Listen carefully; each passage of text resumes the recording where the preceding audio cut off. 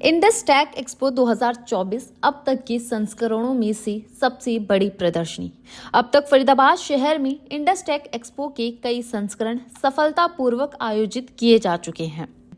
इस प्रदर्शनी में मुख्य अतिथि के रूप में इस्पात मंत्री फग्गन कुलस्ते पहुंचे। साथ ही विशिष्ट अतिथि के रूप में नरेंद्र गुप्ता विधायक, साथ ही तिगांव विधायक राजेश नागर ने भी प्रस्तुति दी। 1 लाख वर्ग मीटर में लगाई गई इस प्रदर्शनी में 700 से अधिक स्टॉल लगाई गई, जिनमें से 240 स्टॉल फरीदाबाद के उद्यमियों की तरफ से लगाई गई। बाकी स्टॉल हरियाणा के अन्य जिले, पंजाब, दिल्ली, महाराष्ट्र, गुजरात, मध्य प्रदेश, राजस्थान, उत्तर प्रदेश से आई इंडस्ट्री की तरफ से स्टॉल्स लगाई गई।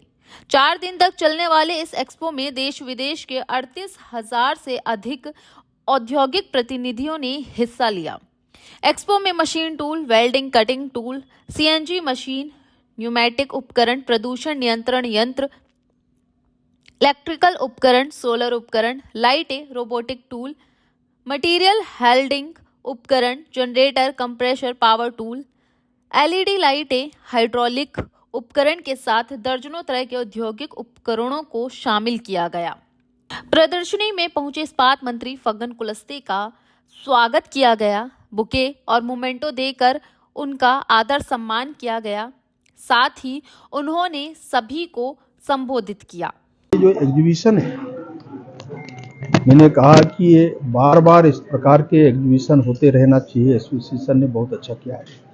इसमें बहुत सारे हमारे जो मैन्युफैक्चरर्स है, इंडस्ट्रियलिस्ट है, उनका सबका एक प्रकार का मिलना और उसमें से जो अनुभव है उनका वो शेयर करना, तो एक बहुत बड़ा इंडस्ट्री के लिए यही है। हम लोग भी अपने मंत्रालय के अंदर जब काम करते हैं तो हमारे देश के 5-7 जो इंडस्ट्रियलिस्ट है, देश को चलाते हैं, उनको भी बुलाते हैं, उनके अनुभव और उस आधार पर पॉलिसी डिसाइड करते हैं।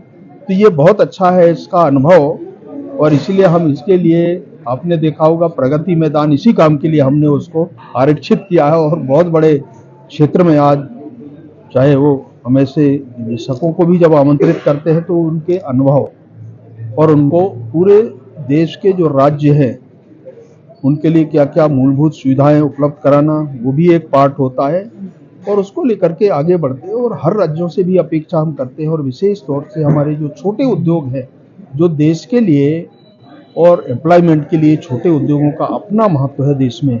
आज सबसे ज़्यादा अगर बड़े उद्योग और छोटे उद्योग दोनों को आप देखें, हमारे प्राइमरी लेवल के और सेकेंडरी लेवल के, तो ये अनुभव आएगा दोनों का हिस्सा लगभग 50-50% आता है प्रोडक्शन के क्षेत्र में।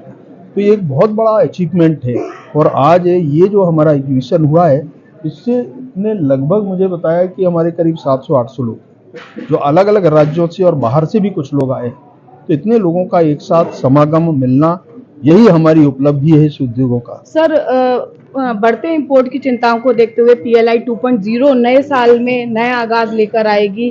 कितना लाभान्वित होगा स्टील सेक्टर इससे? देखिए, हमने अभी तो PLI 1 हमने शुरू किया है, इसके लिए हमारी एक्सरसाइज चल रही है और आने वाले समय में हम देखेंगे इसको, जरूरत के आधार पर जरूर हम इसको आगे बढ़ाएंगे। अभी इस पे हमारे प्रैक्टिस चल रहे हैं और सबके आमंत्रित करते हैं सुझाव, और उस आधार पर आगे बढ़ते हैं। बढ़ता रॉ मटेरियल स्टील इंडस्ट्री के लिए और बढ़ती कीमतें चिंता का विषय है, कैसे सरकार राहत देगी? इसके लिए पूरे दुनिया में देखिए, जैसा मार्केट का जो सिस्टम है, खासतौर से इंडस्ट्री में, ये हमारे हाथ में नहीं है। उतार चढ़ाव इसलिए होता है कि जरूरत, डिमांड को ध्यान में रख करके सब चीज़ों पर निर्भर करता है उसके।